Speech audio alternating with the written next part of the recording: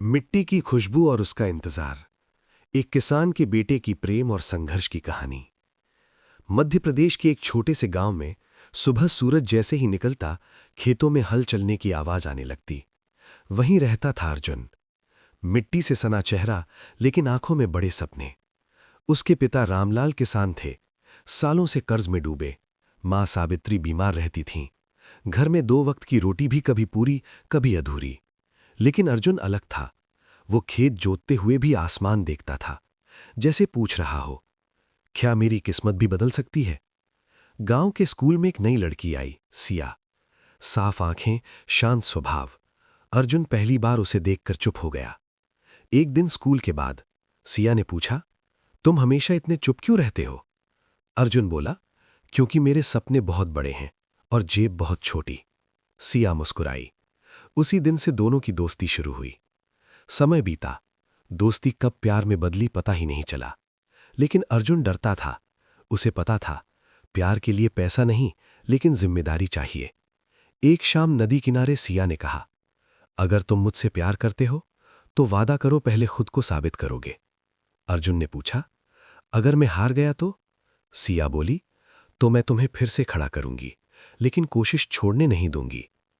12वीं के बाद अर्जुन ने फैसला किया, वो शहर जाएगा। पिता ने कहा, बेटा, हमारे पास पैसे नहीं हैं। अर्जुन बोला, बाबा, सपनों के लिए पैसे नहीं, हिम्मत चाहिए। मां ने अपनी पुरानी चूड़ियां बेच दी। उस दिन अर्जुन ने कसम खाई, ये कर्ज एक दिन सम्मान में बदलेगा।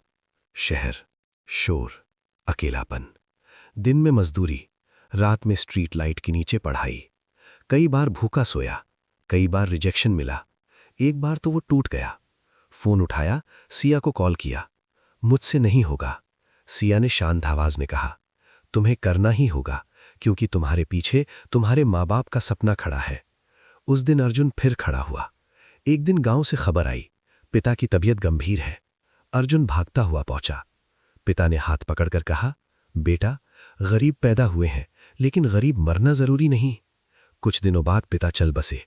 अर्जुन पूरी रात रोया। उसे लगा सब खत्म हो गया। लेकिन सुबह उसने खेत की मिट्टी उठाई और बोला, अब मैं हार नहीं सकता। 3 साल लगातार तैयारी। रिजल्ट का दिन।